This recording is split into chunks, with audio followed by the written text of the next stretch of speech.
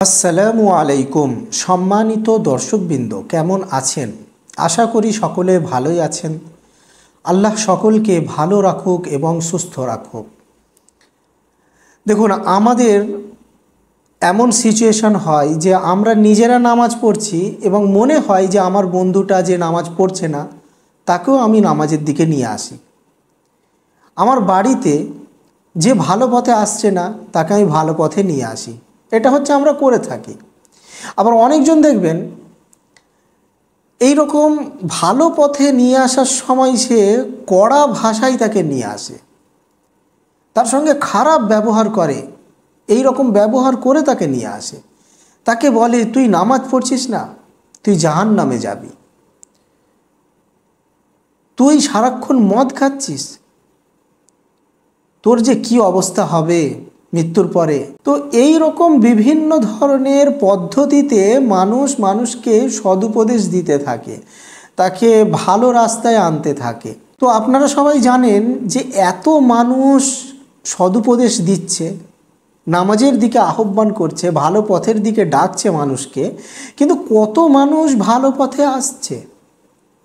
আপনারা দেখবেন অনেক কম সংখ্যক মানুষ ভালো পথে আসছে, কিন্তু বেশিরভাগ মানুষ এগুলোকে ডিনাই করে চলে যাচ্ছে। তাদের অন্তরে কথাগুলো প্রভাব বিস্তার করছে না। এর রিজনটা কি? এর কারণটা কি? তাহলে আমি যে অন্য মানুষকে নামাজের দিকে ডাকছি, তাকে ভালো পথে ডাকছি, নিশ্চয়ই আমার ডাকার মধ্যে কোনো ঘাটতি রয়েছে। তো আমরা কিভাবে মানুষকে ডাকলে সে নামাজের দিকে আসতে পারে? কি এমন উপায় বের করলে সেই মানুষটা ভালো পথে আসতে পারে? তো আল্লাহ পাক সূরা তহার মধ্যে, যেখানে হজরত মুসা এবং হজরত হারুন আলাইহিমাস সালাম ওনাদের দুজনকে আল্লাহ তাআলা সদুপদেশ দেওয়ার জন্য পাঠাচ্ছেন, আর তখন আল্লাহ তাআলা বলছেন যে তোমরা দুজন নরম স্বরে কথা বলবে, নরমভাবে কথা বলবে, কর্কশ ভাষায় কথা বলবে না, কড়াভাবে কথা বলতে যাবে না। কেননা নরম ভাষায় কথা বললে তাহলে সেটা বেশি উপযোগী হয়, সেটা বেশি উপকৃত হয়, মানুষের কাছে বেশি সেটা অ্যাকসেপ্টেবল হয়। তো আমাদের উচিত হবে, আমরা যখন কোনো মানুষকে ডাকবো নামাজের দিকে বা বিভিন্ন ধরনের ভালো কাজের দিকে, তখন তাকে নরমভাবে ডাকবো, কর্কশ ভাষায় আমরা ডাকবো না। কেননা মানুষের মনে শয়তান কুমন্ত্রণা দিয়ে দিয়ে, গুনার কাজ করিয়ে করিয়ে মানুষের মনটাকে পুরো শক্ত করে দেয়। মানুষের মনে কোনো দয়া মায়া থাকে না। মানুষের মনে যে আল্লাহর দিকে ধ্যান, এটা উঠে যায়। মানুষের যে মনোযোগ আল্লাহর দিকে, যে আমার সৃষ্টিকর্তা হচ্ছে আল্লাহ, আমাকে নামাজ পড়তে হবে, আমার মৃত্যুর পরে একটা জীবন আছে, সেটা অপেক্ষা করছে, সেখানে আমাকে হিসাব দিতে হবে। তো এটা মানুষের মাইন্ড থেকে শয়তান হচ্ছে ফিরিয়ে দিচ্ছে, শয়তান মানুষকে দূরে সরিয়ে দিচ্ছে এবং মানুষের অন্তরগুলো সব শক্ত হয়ে যাচ্ছে। তো ওই শক্ত অন্তরকে, পাথরের মতো অন্তরকে নরম করার জন্য আমাদেরকে নরমভাবে তাকে দিনের দাওয়াত দিতে হবে। যেমনভাবে আপনি কাউকে নামাজের দিকে যখন ডাকবেন, তখন তাকে বলবেন নরম স্বরে, দেখো তুমি নামাজের দিকে এসো, 5 ওয়াক্ত যদি নামাজ না পড়ার ইচ্ছা হয় 5 ওয়াক্ত পড়ো না, তুমি একটা ওয়াক্তের নামাজ পড়ো। জোহরের সময় গোসল করে নামাজটা আদায় করে নাও। তোমাকে সুন্নত নামাজগুলো আছে, বেতের নামাজগুলো আছে, কিছু তোমাকে আদায় করতে হবে না। তুমি ওই ফরজ নামাজটুকুই তুমি আদায় করো। তাকে নরমভাবে, তাকে গায়ে মাথায় হাত বুলিয়ে, তাকে হাসি মুখে তাকে নামাজের দিকে আনলে তবে তার মনে সেটা প্রভাব বিস্তার করে। তো এইভাবে আমরা যদি বলতে থাকি, কোনো মানুষকে যদি সঠিক পথে আনতে থাকি, তাহলে এটা অ্যাকসেপ্টেবল হয়। এবং মনে রাখবেন, যারা সদুপদেশ দেয় তাদেরকে অনেক ধৈর্য ধরতে হয়।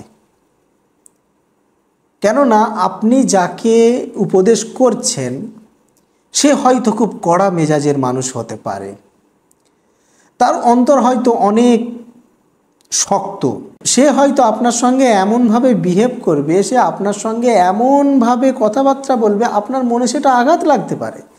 কিন্তু আপনি সব কিছুকে উপেক্ষা করে ধৈর্য ধরে হাসি মুখে তার সঙ্গে আপনি কথা বলবেন, তাকে আপনি উপদেশ দেবেন। এবং উপদেশ দেওয়ার সময় আমি নিজেও যেন সেই কথাটার প্রতি যেন আমল করে থাকি, তবেই সেটা অ্যাকসেপ্টেবল হয়। তো মানুষকে যখন আমি ভালো পথের দিকে ডাকবো, তখন তাকে ভালো মুখে ভালো কথাবার্তায়, কোনো কড়াভাবে না, সব সময় যে তাকে আমি বলবো যে দেখো তুমি নামাজ না পড়লে তোমাকে এমন শাস্তি ভোগ করতে হবে, এই রকম শাস্তিগুলোর বর্ণনা করে করে আমরা যদি কোনো মানুষকে ডাকি, এটা কিন্তু উচিত নয়। মানুষকে ডাকতে হবে ভালো জিনিসের দিকে করে। দেখো আমি যদি নামাজ পড়ি তাহলে আল্লাহ আমাকে খুব সুন্দর জান্নাত দেবেন, আমি যদি নামাজ পড়ি তাহলে আল্লাহ আমার প্রতি সন্তুষ্ট হয়ে যাবেন। যেমন তুমি এখন খুব কষ্টের মধ্যে আছো, তোমার মাথা এখন ঠিক নেই, তোমার চঞ্চল হয়ে আছে মাথা, তোমার ইনকামের টেনশন হচ্ছে, তাহলে তুমি নামাজ পড়ো, তোমার মাথাটা ঠান্ডা হবে, তোমার অন্তরের মধ্যে যে একটা ডিপ্রেশন ঘুরছে এটা তোমার ধীরে ধীরে ঠিক হয়ে যাবে। এবং রুজির যে টেনশনটা তুমি করছো, ধীরে ধীরে তোমার রাস্তা আল্লাহ তাআলা খুলে দেবেন। আল্লাহকে সন্তুষ্ট করলে আল্লাহ তাআলা খুলে দেবেন। তো এইভাবে তার সঙ্গে নরম স্বরে আমি যদি বলি, অবশ্যই তার মনে তৎক্ষণাৎ যদি কথাগুলো না লাগে, কিন্তু দেখবেন একদিন না একদিন সে রাত্রেবেলা শুয়ে শুয়ে এসে চিন্তা করবে যে লোকটি আমাকে এইভাবে বলল, কথাটা তো ঠিকই, আমি নামাজ পড়ছি না, আমার নিজের তো লস হচ্ছে, আমার কখন মৃত্যু আসবে আমি তো জানি না, কিন্তু মৃত্যু যদি চলে আসে তখন তো আর আমার আশেপাশে তো কেউ থাকবে না, সেই কবরে তো আমাকে একাকী থাকতে হবে, তাহলে কথাটা তো ঠিকই। আর নামাজ পড়লে যে আমার কোনো ক্ষতি হচ্ছে এমনটা না, আমার তো লাভই হচ্ছে, আমার ডিপ্রেশনগুলো তো দূর হচ্ছে, আমার অন্তরটা তো প্রশান্ত আছে। তো অতএব আমার দিনী ভাই বোনেরা, আমরা যখন নিজের পরিবারে বা নিজের সমাজে বা বন্ধু বান্ধবকে, স্কুলের ফ্রেন্ডসদেরকে, তাদেরকে যখন নামাজের দিকে ডাকবো, সৎ পথের দিকে যখন ডাকবো, তখন আমরা নরম স্বরে তাদেরকে যেন ডাকি, নম্রভাবে তাদেরকে যেন ডাকি, কড়াভাবে নয়, শাস্তির কথাগুলো বলে নয়, তাদেরকে গায়ে মাথায় হাত বুলিয়ে এইভাবে আমরা যেন তাদেরকে ডাকতে থাকি। এটাই হচ্ছে উত্তম পন্থা হবে। যেমন দেখুন, সর্বশেষে আমি একটা উদাহরণ দিয়ে যাই। যেমন কোনো আপনার আশেপাশে কোনো মাতাল আছে, সে সারাক্ষণ মদ খেয়ে থাকে এবং ডেলি সে মদ খায়, তাকে আপনি মদ ছাড়াবার জন্য আপনি তাকে ডিরেক্টলি যদি বলেন এই মদ খেও না, মদ খাওয়া হচ্ছে হারাম, এই কথা বললে সে কিন্তু মানবে না। সে তখন বলবে আমি টেনশনগুলোকে দূর করার জন্য আমি মদ খাই, আমি এনার্জি আনার জন্য আমি মদ খাই, সে এই রকম রিজন আপনাকে দেবে। তাহলে আপনি তাকে কিভাবে বলবেন? আপনি তাকে বলবেন যে তুমি তো ডেলি মদ খাচ্ছ, তুমি একটা কাজ করো, তুমি সপ্তাহে 7 দিন না খেয়ে তুমি 3 দিন খাও, 3 দিন খেয়ে দেখো, 3 দিন খেলে দেখো তোমার টাকাটাও সেভ হয়ে যাবে, তাহলে 3 দিন তুমি খাও।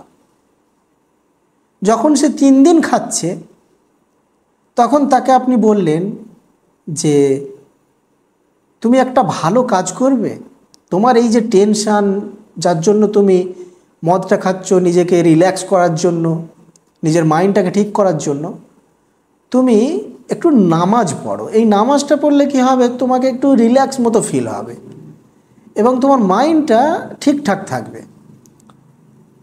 তখন সেই ব্যক্তিটাকে আপনি বলবেন নরমভাবে, তখন সেই ব্যক্তিটা এক সময় আপনাকে বলবে ঠিক আছে তাহলে আমি একবার পড়ে দেখব। তো সে যখন পড়বে, আবার সে যদি জিদ ধরে যে আমি মদ খাওয়া কিন্তু ছাড়বো না, আমি মদ খাবো, তখন আপনি তাকে বলবেন ঠিক আছে, তুমি নামাজও পড়ো এবং মদও খাও। তো ধীরে ধীরে সে ওই নামাজ পড়তে পড়তে পড়তে পড়তে এক সময় এমন হবে দেখবেন সে নিজে থেকে মদ খাওয়া ছেড়ে দিয়েছে। যখন দেখবেন কোনো মানুষ কোনো খারাপ যে কাজটা করছে, সেই খারাপ কাজটা সে নিজে থেকে যখন ভাববে যে এটা খারাপ, এটা আমার জন্য ক্ষতিকর, এটা খারাপ হচ্ছে, তখন সে ওটা পুরোপুরিভাবে সম্পূর্ণভাবে ছেড়ে দেবে, অন্তর থেকে সে ওটা ছেড়ে দেবে। আর যখন দেখবেন কোনো মানুষ জোর জবরদস্তিভাবে তাকে আপনি নামাজ পড়াচ্ছেন, সে বেশি দিন কিন্তু নামাজ পড়বে না। সে যখন বুঝবে যে নামাজ পড়লে আমার এই বেনিফিট, আমার জন্য এটা তো উপকারী শারীরিক এবং মানসিক দুই দিক থেকে, তখন সে দেখবেন তাকে বলতে হবে না, সে নিজে নিজেই নামাজ পড়তে থাকবে। তো আমাদের উচিত হবে আমি তাদের মাইন্ডে যেটা ভালো কাজ, সেই ভালো কাজের উপকারিতা সেটা তার মাইন্ডে আমরা যেন বোঝাতে থাকি নরমভাবে। এইভাবে আমি যদি কাউকে উপদেশ দিই তাহলে এটা সবথেকে বেশি উপযোগী হবে। আশা রাখছি আল্লাহ তাআলা আমাদের সকলকে মানুষকে উপদেশ দেওয়ার সময় নম্রভাবে দেওয়ার তৌফিক দান করুক, আমিন। সকলে আমার জন্য, নিজের জন্য এবং প্রত্যেকেরই জন্য আপনারা দোয়া করবেন। আসসালামু আলাইকুম ওয়া রাহমাতুল্লাহি ওয়া বারাকাতুহু।